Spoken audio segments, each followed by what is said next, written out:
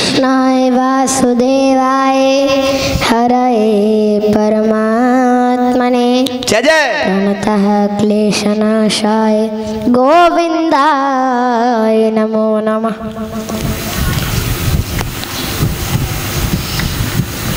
भक्तों, ये जो समय हमें 7 दिन का यहाँ मिल रहा है, केवल प्रभु की भक्ति का, हमारा जो भटकाव है ये हमेशा हमेशा के लिए खत्म हो जाए, इसलिए हम यहाँ एकत्रित हुए हैं। ध्यान से सुनना। श्रीमद् भागवत जी का प्रधान देव तो श्री गोविंद है ना। जैसे गांव का सरपंच होता है, गांव का प्रधान होता है, वैसे ही देवताओं का भी प्रधान है और वैसे ही श्रीमद् भागवत जी के भी प्रधान है। कौन? कन्हैया। हाँ, कुछ भी कह लो, गोविंद कन्हैया। आदरणीय श्री सुखदेव जी महाराज का वंदन किया। यम प्रवजन्तमनुपेतमपेत कृत्यं द्वैपायनो विरह कातर आजुहाव पुत्रेति तन्मयतया तरवोभिनेदुस् तं सर्वभूतहृदयं मुनिमानतोऽस्मि।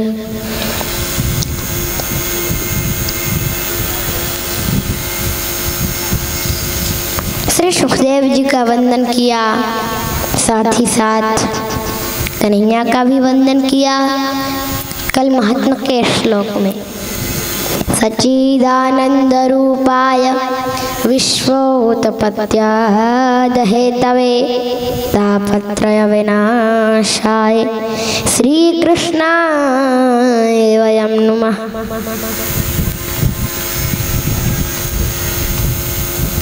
भक्तों,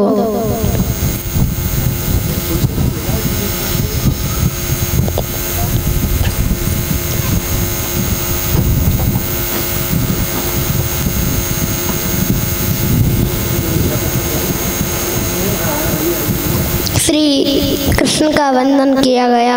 आदरणीय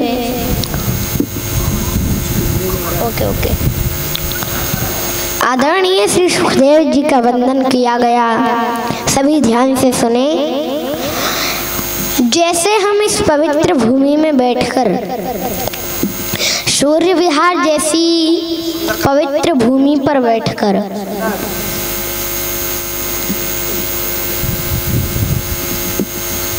और जैसे इस कथा का श्रवण पान कर रहे हैं, इस कथा को सुनने के लिए एकत्रित हुए हैं, वैसे ही एक पवित्र स्थान है जिसका नाम है नैमिषारण्य तीर्थ, नैमिषारण्य क्षेत्र, जहाँ 88,000 ऋषि विराजमान हैं और उन ऋषियों ने महात्मा के बारे में श्रवण कर लिया।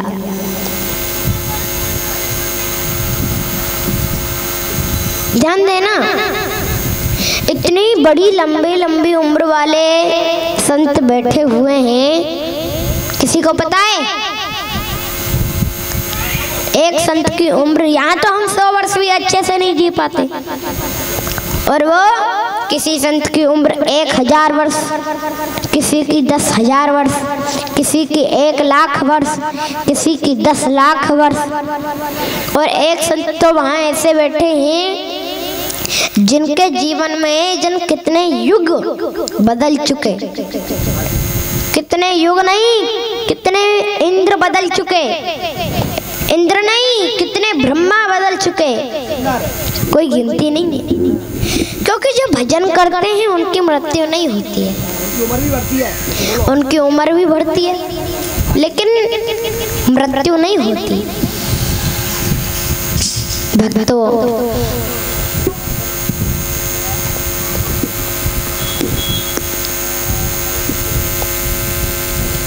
नैमिषारण्य तीर्थ में सभी 88,000 ऋषि विराजमान हैं और सभी अपने नित्य कर्म से निवृत्त होकर, नित्य कर्म मतलब समझते हो?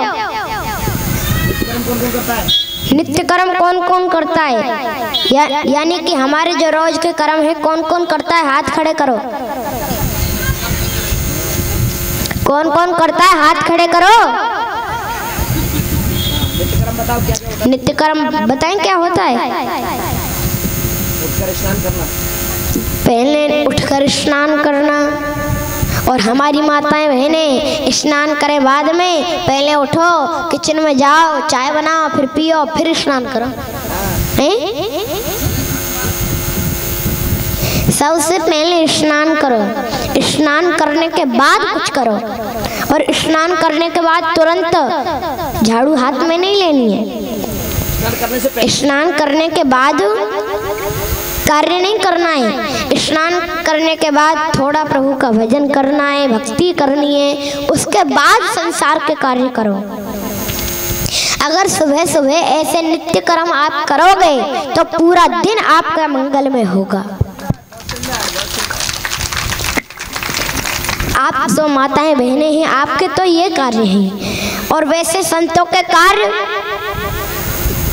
सुबह उठ के पहले स्नान करो, स्नान करके भजन करो, रामायण का पाठ करो, त्रिकाल संध्या करो, भजन करो, गायत्री माला करो, गोपी गीत का पाठ करो, श्रीमद् भागवत महापुराण का पाठ करो। ये होते हैं संतों के कार्य, नित्य कर्म। अब वो सभी संत अपने नित्य कर्म से निवृत्त होकर बैठे थे कि देखो प्रातः काल बैठे थे। अच्छा ये बताओ, कौन कौन माताएं बहनें कितने बजे जगती हैं? 4:30 बजे। बहुत बढ़िया। हाँ, ताली बजाकर सम्मान करें, क्योंकि ब्रह्म मुहूर्त में जरूर उठें। या तो 4 बजे और ज़्यादा से ज़्यादा 5 बजे। 5 बजे से लेट नहीं होना चाहिए, और लास्ट 6 बजे। ठीक है? वैसे ये तो बताओ, कौन कौन कितने बजे स्नान करती है?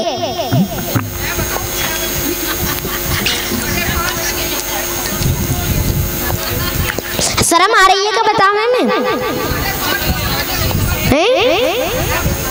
बताओ तो सही। यहाँ कोई बड़ो अफसर बैठो हो तो बताओ कि हमारी बेइज्जती रह जाएगी। छोटा सा बालक बैठो और का है, बताओ। और तुम ऐसे बैठियो, ऐसे बैठ जाओ।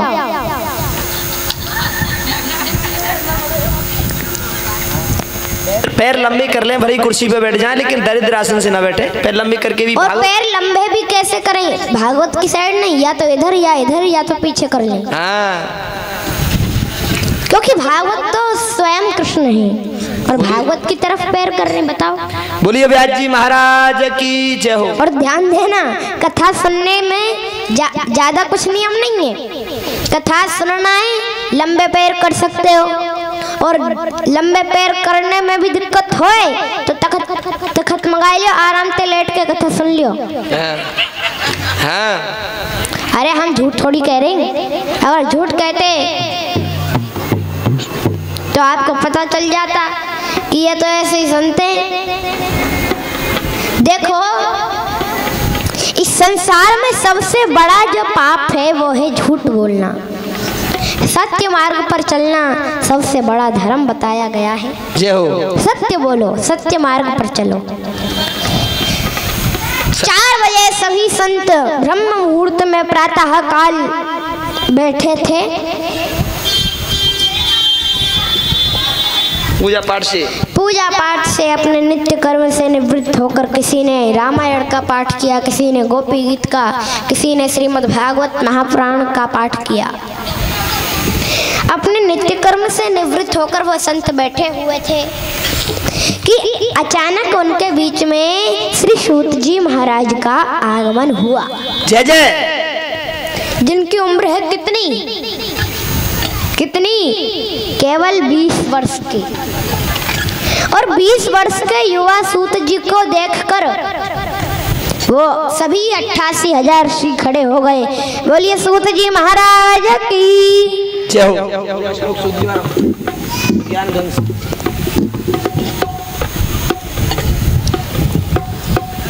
देखो सभी भक्तों इस कथा को अपने मन में, अपने हृदय में बिठाएं ताकि एक तो इस कथा का आप बार बार स्मरण करते रहें और साथ ही कोई बड़ा आदमी आपसे पूछे कि सूत जी की उम्र कितनी थी, सुखदेव जी की उम्र कितनी थी, भागवत के कोई भी चर्चा करे तो उसका अर्थ आप दे पाओगे। हाँ, जवाब दे सको। हम नहीं चाहते कि आपकी बेइज्जती होए। जय हो। आप सभी इस कथा को अपने मन में, अपने हृदय में बिठाएं। भक्तों,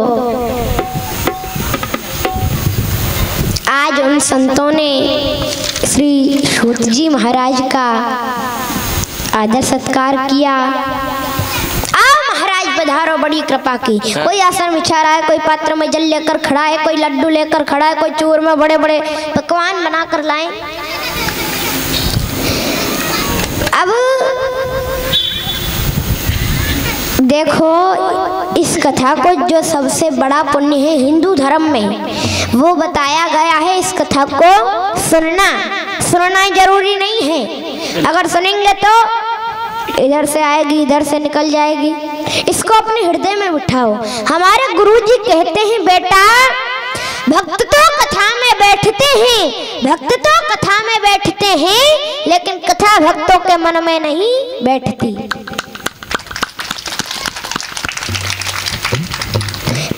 सबसे पहली बात भागवत में जो लिखी है वो है, भागवत जी में जो लिखा है उसे आप अपने हृदय में बिठाइए।